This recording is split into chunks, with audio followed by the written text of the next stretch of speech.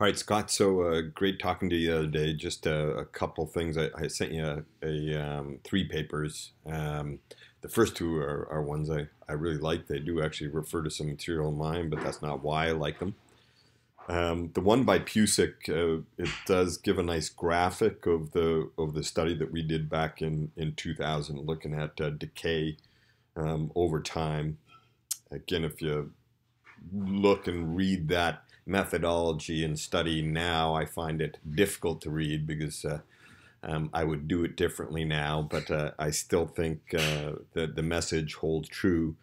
That's the graphic on the left. The graphic on the right is from Pusick, and I think it's a great one and talks about the value of overlearning and its effects. So the higher you go in terms of overlearning, the longer it is before your skill decays to an incompetent level, and the slope is subsequently changed when you relearn. So you relearn it more quickly, and then the decay is slower the next time. So I think that's just a nice graphic to sort of illustrate that concept related to what we were talking about.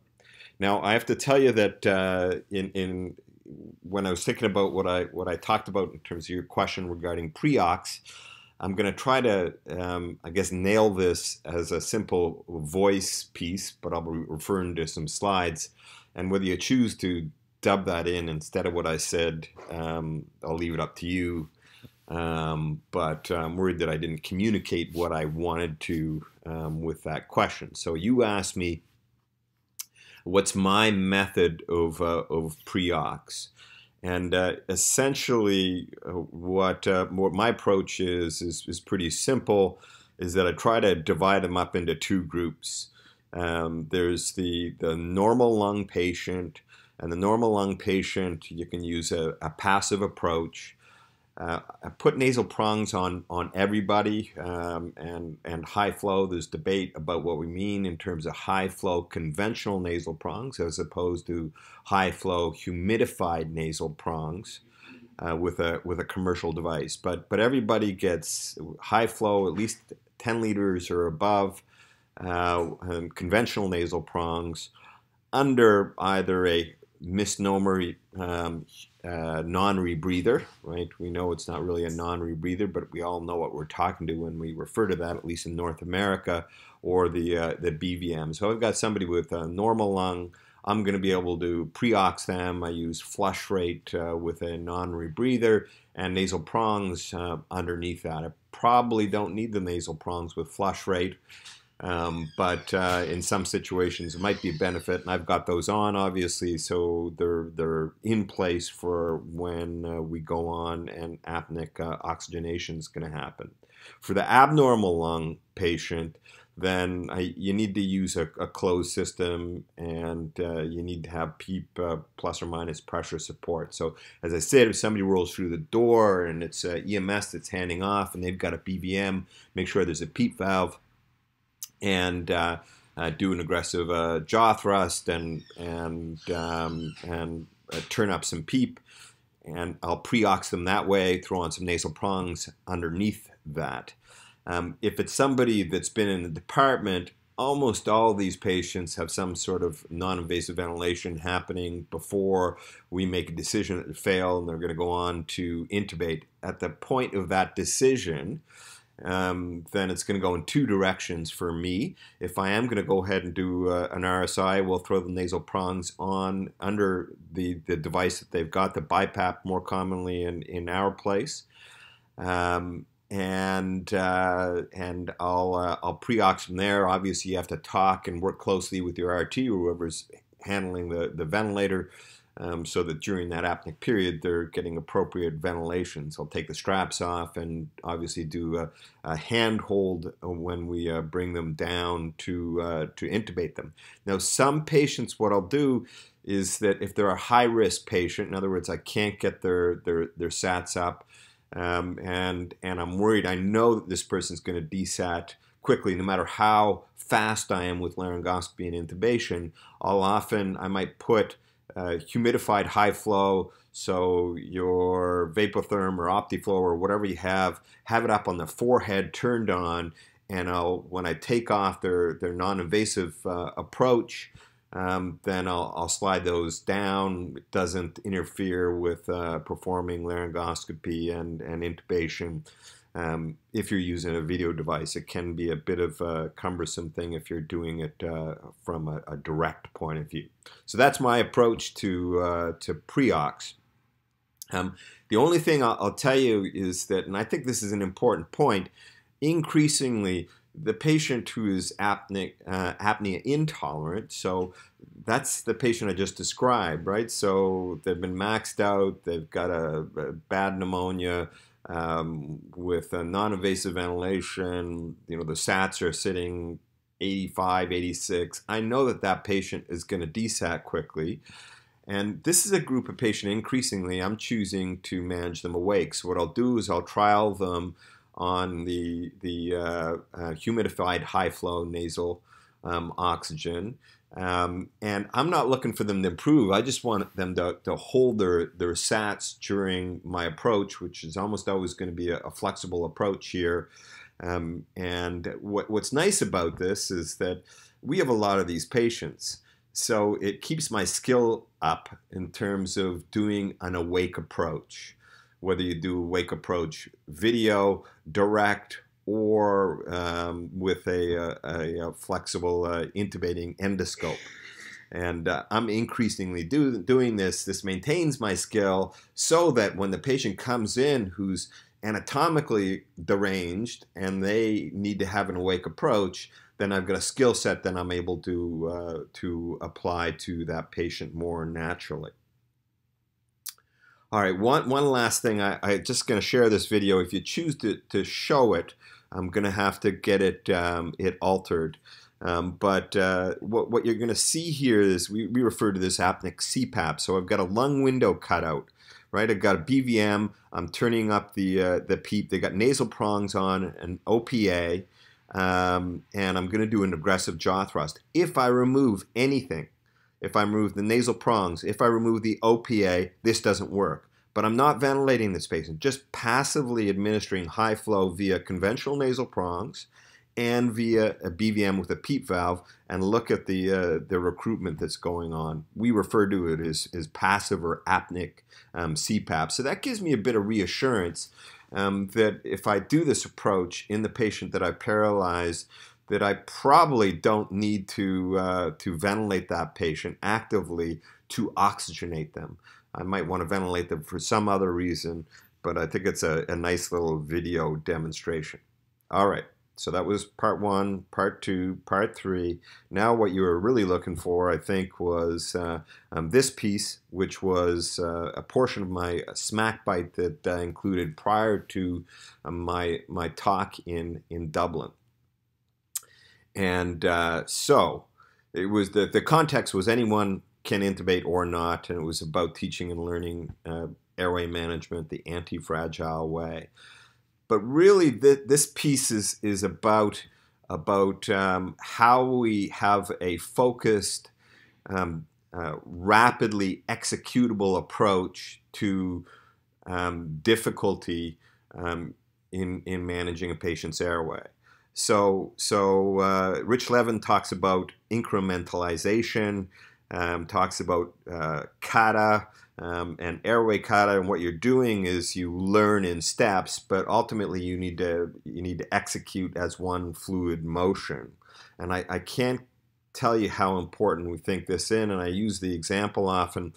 If I ask somebody to remember 10 digits, they're unable to tell me those 10 digits. However, if I format it, this is a phone number, then they're able to tell me, because that becomes a phone number as opposed to a series of digits. And in the same way, when we run into difficulty and you only see the epiglottis, you can't refer back to, okay, there are 8 or 9 steps that I'm supposed to do. You need to have trained and practice so that these kata, these individual components, are executed as one.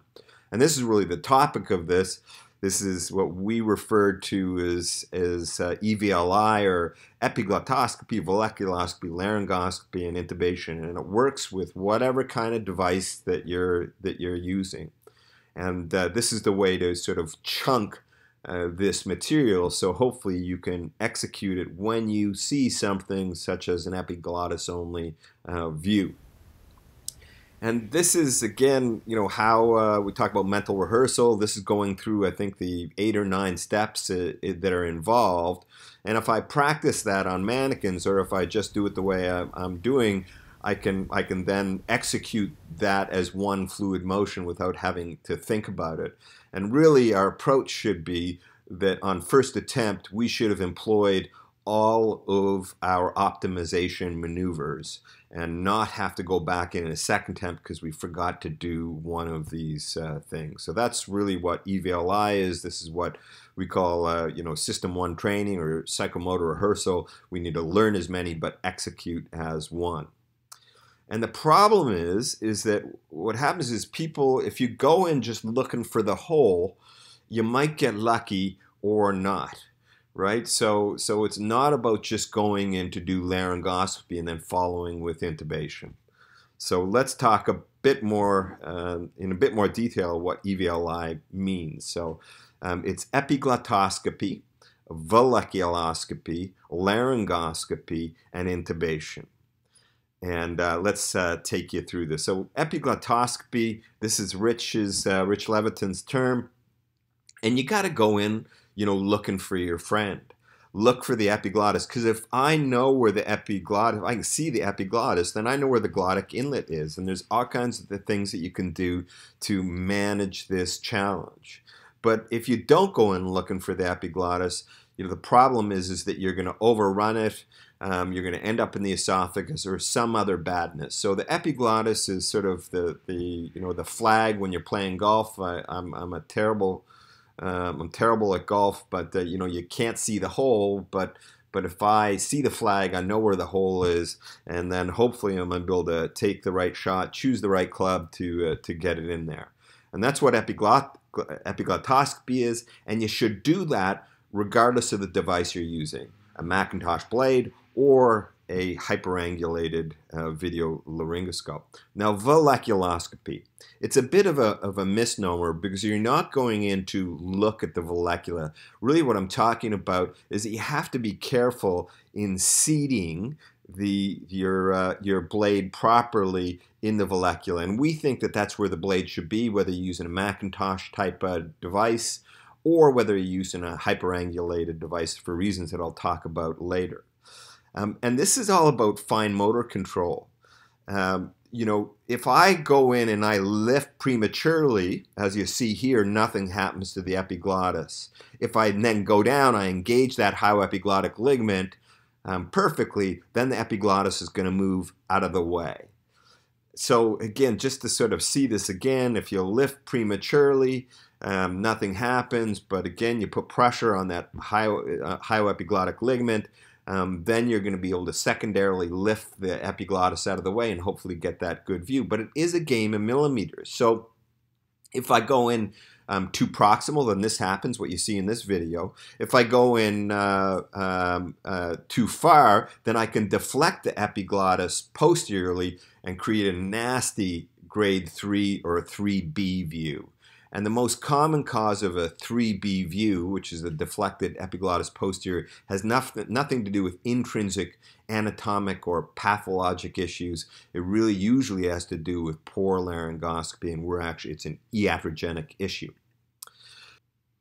So volleculoscopy, as it relates to hyperangulated video laryngoscopy, it relates to being not too close. So the way I can reassure myself that I'm not too close is that the epiglottis is in my field of vision, usually hugging the top of the screen, as you see in the image on the left, right? So my blade tip is anterior to the epiglottis, as opposed to the right-sided image where I'm posterior to the epiglottis.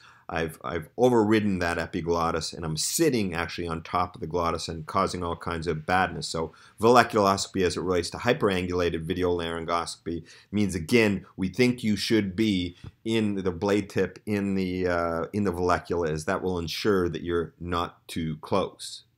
Now, from a laryngoscopy for a Macintosh laryngoscopy, head lift is, I think, the most underutilized bonus that you can bring to the table when you're doing Macintosh laryngoscopy, video or direct. Now, in this image that you see here, what's happening is I'm lifting that patient up from a slightly head elevated position, and so you can do that. And some people will say, and I will often do this, I won't actually adjust my patient's head to a predetermined position before I go in. My right hand moves to the occiput, and then I lift the head to a desired view, and then place blankets or sheets to maintain that view.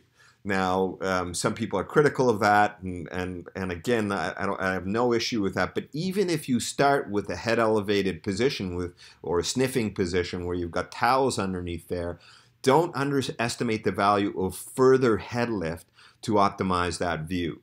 ELM, as we know, it's about reaching around yourself and trying to manipulate the larynx so that you have an improved view, and then handing that off or guiding the hand of somebody else to maintain that view.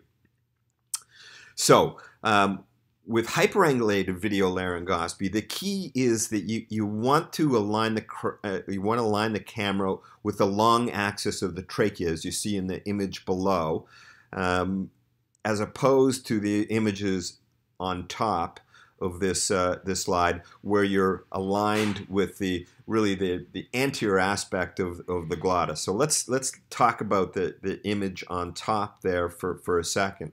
So this is too close, right? We know that by the fact that we can't see the epiglottis in our field of vision.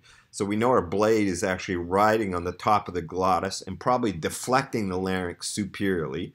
But I'm actually looking up, as you see on the image on the left upper side. My camera and stuff is looking up at the anterior wall of the trachea. And that little bump that you see the white of the trachea beyond the cords, that little bump is actually the cricoid ring.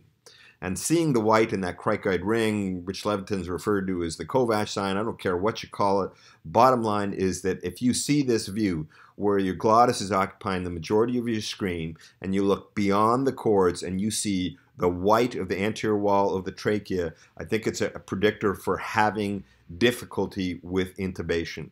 And the preferred view is what you see below, where the distal third of your hyperangulated blade and camera is aligned with a long axis of the trachea. So when I look down in that restricted view, really it's derotated. If you compare it to the blade of the video laryngoscope above, you can see it's sort of derotated and placed in the vallecula, so that I'm looking down the long axis of the trachea and I see a black hole, right? That black hole sign is there because rather than look at the anterior wall, I'm looking down the long axis of the trachea, and that's your desired view. This is just an example of what happens if you get too close. I'm probably deflecting the larynx anteriorly, and I'm coming up from posterior to anterior, and my tube will get caught on the cricoid ring in this scenario, but potentially on tracheal rings also. So that was laryngoscopy.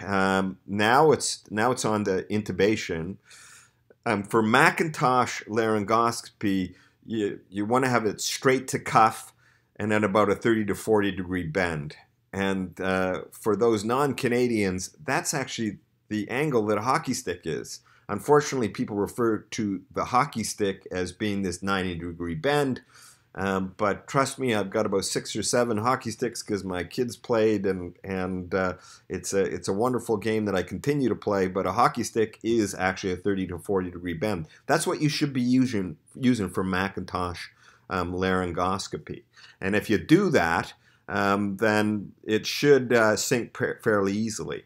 Now, the thing I'm going to talk about here is what you see on the bottom video is what you do with a bougie. Now, we all know from the driver study is that there's good evidence to say we should be much more liberal in using a bougie with a Macintosh laryngoscope, video or direct. And they would suggest that you do it on every occasion.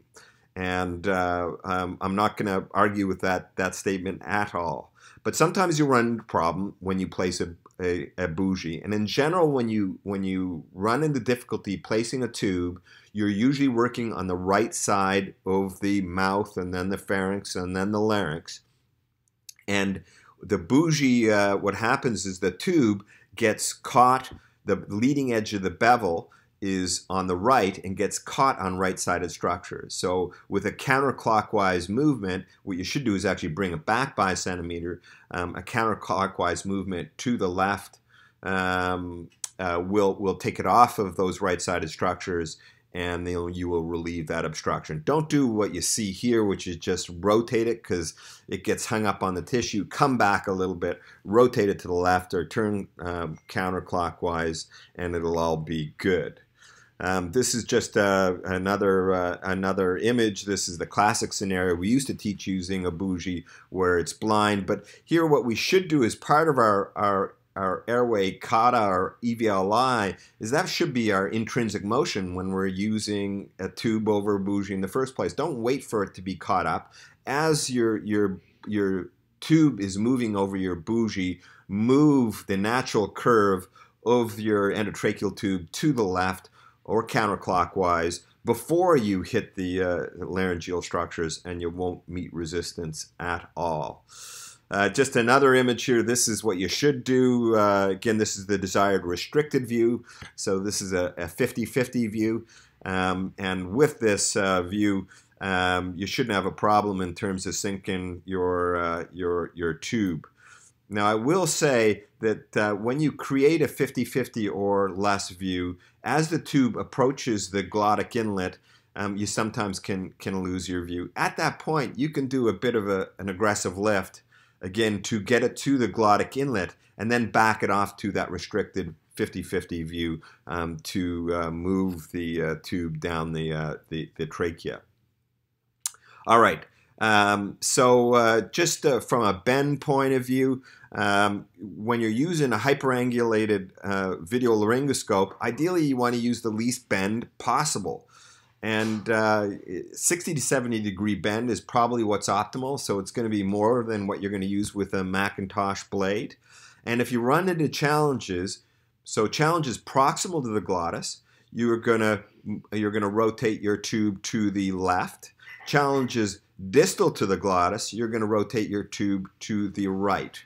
And I'm not going to go into this in detail, but what's happening is that the leading edge of the bevel is getting caught on your cricoid ring or tracheal rings, and by rotating it clockwise or to the right, the bevel now faces up, and it takes that leading edge off of the tracheal ring or cricoid ring on which it is caught, and you'll see that in this video here. So again, just with the rotation to the right, that will often take or clockwise, that will take the leading edge off of a ring, and you'll be able to sink that tube. All kinds of people suggesting ways you should bend your styletted tube, the one on the left. You know, I really think that these are just compensating for poor video laryngoscopy. Ideally, you don't want to have any bend in placing the tube. You want to have things on direct vision and boom, sink it right in, but we need to get around structures. So we wanted to use the least possible bend so we don't get hung up anteriorly. And as you see in the right, that's the 30 to 40 degree bend of DL or MAC VL. The one in the middle is the hyperangulated video laryngoscope, ideal 60 to 70 degree bend. Again, what people refer to as a hockey stick, which we now know isn't a hockey stick, of a 90 degree bend, I think is compensation for non-optimal VL. And that's it. So that's EVLI, epiglotoscopy, valleculoscopy, laryngoscopy, and intubation. Learn it all incrementally, but practice to execute it as a sequence, as one smooth delivery, so you don't have to think about it each time. So that's all I got to say. See ya.